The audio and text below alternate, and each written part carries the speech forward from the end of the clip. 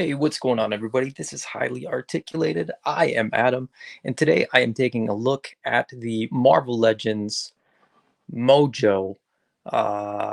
This guy is a beast. He is huge. He is way better than I expected. Tons of fun, but not without a couple drawbacks, a couple things that I think could have been done better. Um, but anyway, uh, let's get right into it. So first of all, we'll set him off to the side. He comes in the plastic-free packaging, so it's a full cardboard box with the Mojo art on the side, the box contents on the back with a little description of who Mojo is. Now, I don't think you really need much explanation. If you're buying this, you very likely know what you are getting yourself into. Um, Now, the interesting thing about this is, of course, that the first time we saw a Marvel Legends Mojo was actually in a 4-pack, a Hasbro Pulse exclusive 4-pack, and this one kind of came out of nowhere and just started showing up at stores. It was available through Pulse, which is where I ordered it. Now, this version is, to me, a little bit more of like a comic accurate version, or at least my sort of impression of what he looks like in the comics, with the sort of paler skin, a little bit pink to him. There's sort of deco hits all over with a little bit of pink just to add a little bit more. We look at this one up close. I think you can maybe just sort of make out the pink that they've added to add a little bit of depth and a little bit of texture and a little bit of detail to him, so he doesn't look too one color. I think it looks fantastic. The 4-pack looks a little bit more like the cartoon animation look, with the yellower skin, the spottier skin. To me, that's maybe a little bit more animation oriented. I would have liked maybe a few spots on here, but I'm very happy to get this guy at the price point that he comes at in the single pack, because that 4-pack to me just didn't have enough value. But anyway, getting into this guy, when you take him out of the box, it's cardboard and then these waxed paper bags, and he comes in a whole bunch of little bags, and you got to put them together. Now, that being said, he's very, very straightforward to put together, very easy. You get the base, the lower half of the body, the upper half of the body, the two tubes, the back of his chair, and then the sort of tendril arm, as well as the alternate accessories, the alternate hands, and the extra head. Actually, I think the two heads come separate. I think you pick out of the box which one you're going to put on. I think this one's just a little bit more fun, with the tongue out expression. Oh, pardon me. It's just a little bit more fun, a little bit more Mojo to me. This is a great head sculpt as well, but that the tongue out, there's just a little bit more to it. There's just a little bit more, a little more fun. I think it's just going to look a little bit more interesting on the shelf. So you do get a little bit of articulation at the neck, but it is limited. It's limited because he's got to have that sort of obese, overweight, slovenly look to him, that he's so known for. So that does limit the articulation. You can't turn his head too much. The upper part of the body does rotate, but again, you don't get much. You don't. For me personally, I don't think you need that much, because you're just going to sort of turn the figure in the direction anyway. That's I always kind of feel like that's what you would do with them anyway. The articulation in the arms is pretty good. You get the double jointed elbows. You have the hinge at the wrist. You know, the arm will rotate a fair amount, but these do pop out. So if you move them too aggressively, and I've done that, and they've both sort of popped out, so they're not in there that deep. But again, I'm okay with that. Once you sort of pose him up, you're not really moving his arms too much. You're doing more of this than you are doing, you know, raising his arms up and down. The arms on the chair have plenty of articulation. So they all have a rotating ball right at the base, a rotating ball at the first joint, a rotating ball at the next joint, and they also have articulation in those joints, which makes posing the legs actually a surprising amount of fun. The hands on the front, the sort of grabber hands, are the same. The only thing is the hands themselves don't articulate at all, so they're always in that sort of position. Which again, is kind of fine. It would have been nice if we could have maybe gotten it so that they could grab something, but I mean, I'm not losing sleep over it. One of the really interesting things is that he's got a soft belly. So it's not entirely soft. Like, I'm pretty sure there's like a base in there to help him keep his shape. But he's a little bit squishy, which is kind of fun.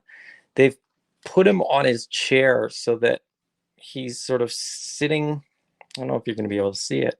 He's sort of sitting locked in with these little teeth. He does pop off there. So if you want to, I mean, you can pop him off pretty easily. Like, you take this thing apart pretty easily. And if I'm being honest, he doesn't lock in there very well, which is, again, another little nitpick. Once he's on your shelf, he's totally fine. The other interesting thing that I absolutely did not know until I got him out of the package and started sort of messing around with them is I was worried that the articulation in the legs was going to make it so that he would flop down to his to the table, to the shelf, whatever. However, Hasbro put these three little clear kind of bulbs down here, and he actually rests on those, and they're placed in such a way that when you put him down, you don't really notice that he's on those. But what that does effectively is makes it so that the legs themselves um, don't even have to be on the shelf. Um, so you can kind of pose him up however you want, and he's still going to look like he's floating. So you could kind of make it. I'm not going to try to do it. I'm no D amazing. I'm not going to be able to set up a pose in 12 seconds. But effectively, you can pose all the legs however you want and not worry about the weight, in terms of sort of having him sort of flop down. He's supported by the base itself, and then the legs are just a bit of a bonus for posing and playing, and that's nice because they are as posable as they are. You can kind of set them up however you like and go from there. The articulation in the tendril piece is a little bit of a letdown. There is a ball joint at the end that gives you a little bit of articulation in the, you know, this piece, but this is rigid. You know, with what they've done with sort of wire in rubber with like Fiona the Crocodile and the GI Joe Classified line, I was a little bit disappointed that there's not at least a couple points of articulation in this, but it's just hard plastic. Again, not the end of the world. The figure itself is a lot of fun. You know, he looks great, great shelf presence, a worthy addition to any X-Men fans Marvel Legends shelf. Aside from the little drawbacks of, you know, his head isn't articulated that well, the tendril's not really articulated. The only other thing is, you know, some of the detail, like I think, you know, if you get a black wash on the base here, there's no paint apps or anything on most of it, so, you know, a bit of a black wash to sort of differentiate some of the cables, some of the buttons, stuff like that, I think would go a long way, and I may do that. The legs as well, if you added you know, just like I said, just a black wash. It's really all you need. I mean, I don't think you need to dry brush or paint or do anything crazy. I think you just bring out a little bit of the detail with a very simple black wash. But as I said, altogether, just a really fun figure, and well worth the asking price, in my personal opinion. Um, he's got his pointing hand as an alternate for his right, and a little bit more of like a closed hand for his left. But like I said, the hands look really good, and you'll be able to get them into a lot of good poses, a lot of good looks. If you're a photographer, you know, I don't think that the range of motion will really affect how photogenic this guy is. Just as a quick size comparison, I just got a couple figures. So we've got the Marvel Legends Wolverine. I've got a Marvel Legends Gambit. I thought they seemed fairly appropriate. So Wolverine is sort of on the smaller side, height-wise. As far as the X-Men go, Gambit's a little bit taller. Mojo is more or less about the height of Gambit to the top of their heads. Mojo being a little bit shorter, maybe, but then, you know, once you get that tendril and everything. But he's very wide. He takes up a lot of space. He is an imposing villain, and he is an imposing figure. So I think it really works size-wise within the Marvel Legends. Now, just for comparison, because I also have these guys on the shelf, we've got a classified series Bat, and I also thought, just for curiosity's sake, a 1.0 body size Mythic Legions Magnus. You know, if you're getting the Cosmic Legion stuff, Mojo might be a fun little addition. I think he would actually suit the Cosmic Legions pretty well. And he, you know, as you can see with Magnus here, he would scale pretty well as well. He wouldn't look too big, too small, anything like that. You know, the Bat's just cool. That's the only reason the Bat's there. And lastly, just because I have him on my desk next to me, that's how he scales next to Super 7 Ultimates Raphael. I don't know that would ever, you know, Mojo seems like a character that could almost be a Ninja Turtles villain too. So maybe that would work if you're sort of mixing different lines and stuff like that. Why not? I think Mojo works. I think Mojo could work as a Ninja Turtles villain. He's just wacky enough to work as a Ninja Turtles villain. Anyway, as I said, you know, the figure is quite an impressive figure. Definitely one that I would recommend. I think it's worth picking up. They are available for pre-order, I believe, at the moment through Mike at eCollectibles.ca. If you're looking for one, I would say that's the way to go. As I said, great figure, well worth it, and a worthy addition to any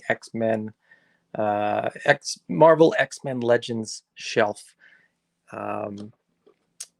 Yeah.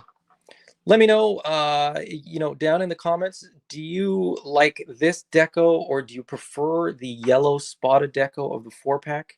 Are you going to pick it up or not? I'm always curious what you guys think. If you like this video, please hit the thumbs up there down below. If you want to see more of these, please subscribe, hit the notification button, and I will talk to you guys again very soon. Bye-bye.